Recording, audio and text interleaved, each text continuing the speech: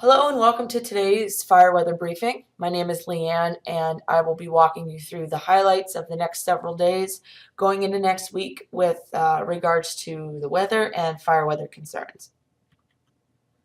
So I want to point out two things, the Friday min RH and Saturday min RH. So we're entering a period of time as shown here. The next 2 days are going to be dry, or at least drier in some areas, especially on Saturday. I circled the Beaverhead Deer Lodge general area to highlight the fact that some of our forecasted humidity minimums are getting into the upper teens, quite possibly as low as the mid-teens.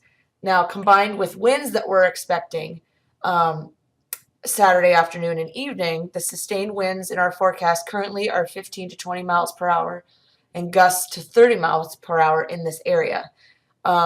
Yes, there are some areas on Friday that show some lower humidity levels, but we won't have quite a bit of wind on Friday as we will on Saturday. So that's why Saturday is highlighted here in this particular area. Across the northwest and west central Montana into north central Idaho, humidities are pretty high. You'll see cloud cover as well as rain showers, particularly in the northwest region of Montana. But all in all, the area of concern, at least for the Friday-Saturday period, is down in the Beaverhead Deer Lodge. So because of the winds and the RHs. We discussed this morning at shift change, should the humidity forecast drop at all, we may need to issue something for Saturday. Again, we're going to evaluate that just further, but I wanted to show you, if this is your area of concern, that it's a little bit elevated fire weather concerns down in that area. Going into Sunday, it kind of resolves itself because we got moisture coming into the area and much cooler temperatures and much higher humidities during this time. In fact, things will cool down so much that light valley and mid-slope rainfall is expected in the area highlighted in the white circle, but the highest terrain above 6,500 feet could see light snowfall, particularly along northwest Montana and down the spine of the Continental Divide, which is where we typically see it this time of year when it starts to snow kind of early. So no biggie there, but that would shut anything off, I would say, for the time being on Sunday. And things remain unsettled for most of the weekend with regards to that. So again, going back to Friday and Saturday, Beaverhead Deer Lodge, kind of a concern on Saturday, and then Sunday, cool, moist, you name it.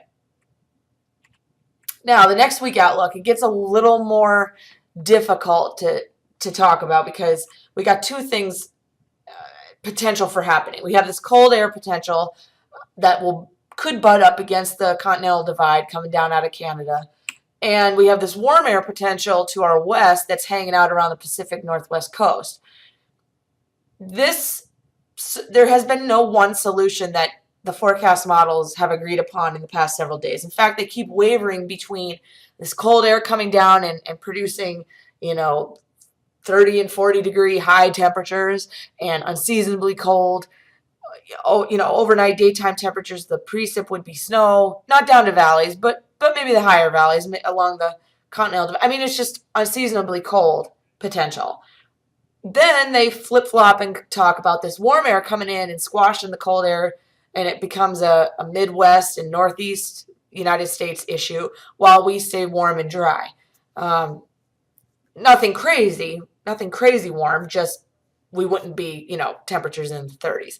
So the problem is I haven't put any one solution here as what we're going with yet because there has been no agreement between the models, looking into Monday, Tuesday, Wednesday of next week. Hopefully by Sunday's fire weather briefing, we'll have more details and the models will agree upon some sort of solution for which pattern will win. But obviously, if the warm air pattern occurs, then we would have more burning windows for prescribed burns, and wildfires that are still going would continue to go. But if we had the cold air potential pattern win, that could squash a lot of everything. So it's kind of, we're in the middle right now, which is what I'm showing you here. But as to which wins, time will tell. So as a result, here's our fire weather threat matrix for the time period covered.